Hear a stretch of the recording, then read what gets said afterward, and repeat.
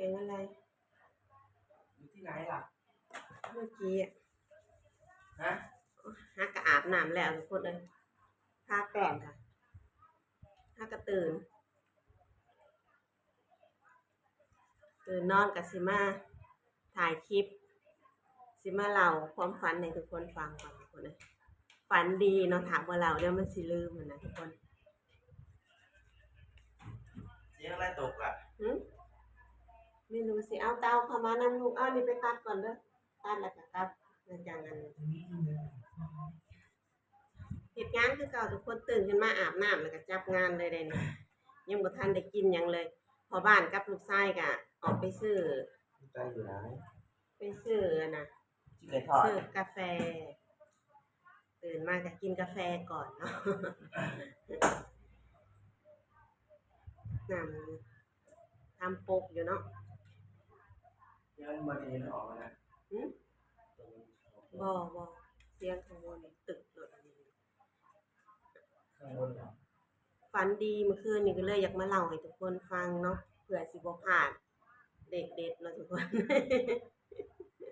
ก่อนสิสบายดีก่อนค่ะสวัสดีค่ะยินดีต้อนรับเข้าสู่ช่องนุ้งนิ้งแฟมิลี่คือเก่าคือเดิมนะคะเดิมมื้อนี้ก็สิมาเล่าความฝันให้ทุกคนฟังเนาะทุกคนเนาะไปฟังแล้วได้เลขหยังก็แล้วอย่าลืมคอมเมนต์เข้ามาใต้คลิปในเด้อทุกคนเพราะว่าบางเทื่อนิ้งฝันแล้วก็ตีเป็นเลขบ่เป็นนะทุกคนเนาะก็คืองวดก่อนนะฝันว่ามีผู้หญิง2คนอุ้มเด็กมาหานิ้งเนาะแล้วก็มาให้นิ้งมัดแขนรับขวัญนิ้งก็เลยมัดแขนนะรับขวัญเด็กไป20 บาทเนาะทุกคนแต่ว่านิ้งนำบ่ได้ซื้อ20นะซื้อแต่11กับ41ก็เลยโอ้ยพลาดไปทุกคนมางวดนี้เนาะก็ฝันอีกแล้วฝันดีรู้สึกว่าฝันดีเลยทุกคนก็เลยอยากมาเล่าให้ฟังเนาะเผื่อว่าสิเฮงนะทุกคนเนาะ ก่อนนิ้งสิมาเล่าความฝันเนาะนิ้งสิมาเว้าก่อนเนาะครบ1 ปีเนาะครบ1 ปีที่น้องคินเพิ่นหยิบลอตเตอรี่ให้นิ้งนะเพิ่นหยิบลอตเตอรี่ให้นิ้งและนิ้งถือเลขท้าย3ตัวท้ายเนาะ3ตัวท้ายเพิ่นหยิบเพราะว่าก่อนวันเกิดเพิ่นนี่เพิ่นจะให้โชคอยู่เด้ทุกคนเอ้ยเพิ่นจะให้โชคก่อนเดือน1เนาะเพิ่นหยิบให้นิ้งงวดปีที่แล้วเนาะวันที่16เดือน6ปี67น่ะเนาะเพิ่นหยิบให้นิ้งเลขท้าย3ตัวเนาะ426ทุกคนเพราะว่า26น่ะเป็นวันเกิดของเพิ่นเดือนหน้าเนาะเพิ่นหยิบให้นิ้งแต่ว่าถือเลขท้ายอยู่2ใบเลขท้าย3ตัว2ใบเนาะมาครบ1 ปีในเดือนนี้พอดีก็เลยฝันก็เกี่ยวกับน้องคินนั่นแหละก็เลยอยากมาเล่าเนาะเผื่อว่าเพิ่นสิให้โชคครบ1 ปีนะเพราะว่าเพิ่นสิบ่ค่อยหยิบลอตเตอรี่ให้เลยแล้วก็มามื้อนี้เนาะก็เลยฝั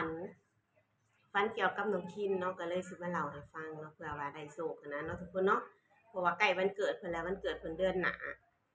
เอาเข้าเรื่องกันเลยเนาะความฝันของนิ้งก็คือนิ้งน่ะพาน้องคินน่ะไปเล่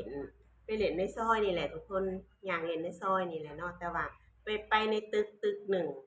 ตึกนั้นน่ะจะเป็นตึกเก่าที่นิ้งเคยอยู่ตั้งแต่หลายปีก่อนเลยแหละแต่ว่าตอนนี้เพิ่นปรับปรุงใหม่เนาะปรับปรุงใหม่แล้วก็มีเปิดเป็นห้องเช่าคือกันคือเก่าเนาะทุกคนเนาะนิ้งและพาน้องคินน่ะย่างไป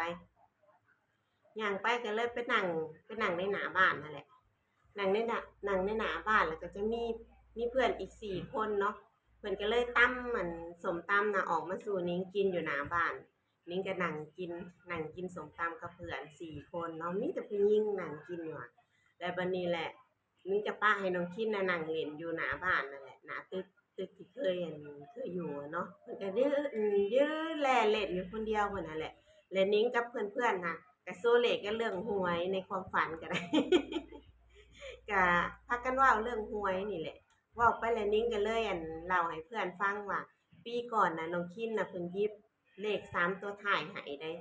426ก็บ่มีไผสนใจที่นิ้งพูดเนาะในความฝันน่ะนะแล้วพอดีพากันบ่มีไผสนใจแล้วก็พากันกินตำบักหุ่งนั่นแหละกินส้มตำนั่นแหละเนาะพากันนั่งกินแล้วก็พอดีน้องคินแหละมาเอิ้นมาใส่นิ้งเนาะว่าแม่ขี้ว่าซั่น เนาะแนมไปก็เลยไปเห็นน้องคินน่ะเพิ่นไปขี่ใส่หน้าตึกอะเนาะทุกคนขี่ใส่หน้าตึกที่ว่านิ้งพาเพิ่นไปนั่งเล่นน่ะตึกนั้นน่ะ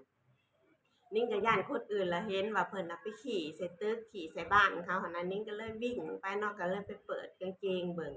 แต่ว่าขี่เพิ่นน่ะยังอยู่ไปแล้วอะย้าน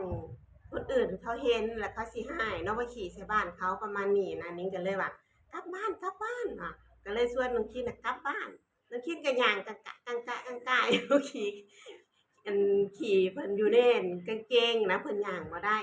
เพิ่นมิ้งก็เอาเพิ่นออกมาจากบ้านหลังนั้นเพราะว่าเพิ่นไปขี่แต่อยู่ในกางเกงอยู่นิ้งก็เลยจูงเพิ่นออกมาแล้วเพิ่นย่างบ่ได้บัดนี้เพิ่นเพราะว่าขี่เต็มก้นอยู่เนาะเพิ่นย่างบ่ได้เลยนิ้งก็เลยว่ามาแม่สิถอดกางเกงให้เนาะนิ้งก็ว่าถอดกางเกงปากเปื่อยย่างกลับบ้านเอาใกล้ๆหนึ่งนิ้งก็เว้าประมาณนี้เนาะนิ้งก็ถอดกางเกงเพิ่นก็ขี่เต็มกางเกงของคินน่ะนิ้งก็เลยห่อไว้ย้านคนเห็นว่ามาขี่ใส่บ้านเขา ก็เลยห่อไว้แล้วก็ย่างเสื่องไว้ข้างหลังนี่แหละแต่ว่าขี่น้องคิดน่ะเต็มมือหนิงทุกคนเลยเต็มอยู่ในมือนี่แหละหนูก็เสื่องไว้ก็พากลับห้องเนาะก็ย่างมาห้องยังบ่ทันได้ฮอดห้องซ้ำตื่นก่อนทุกคนฮู้แต่ว่าอันขี่เพิ่นน่ะเต็มมือหนิงทุกคนเนาะแต่บ่ฮู้ว่ามันสิตีออกมาเป็นเลขหยังแต่ที่แน่ๆน่ะหนิงว่าวันเกิดของเพิ่นเนาะ วันเกิดของเพิ่นเดือนหน้าวันที่26แล้วก็บ้านเลขที่ตึกนั่นเนาะบ้านเลขที่ตึกนั่นก็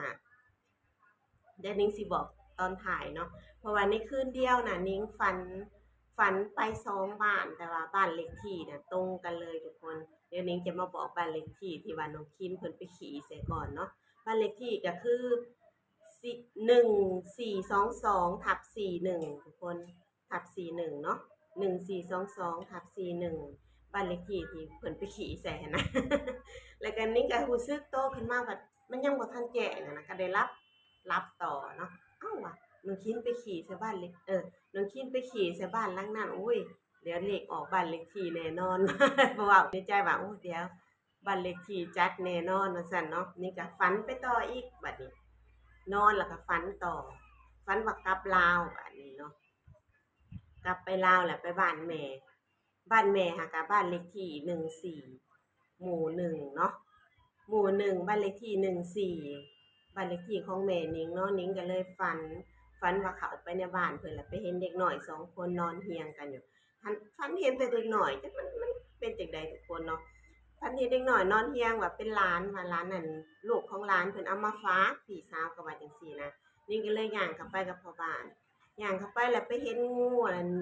เลื้อยออกมาจากบ้าน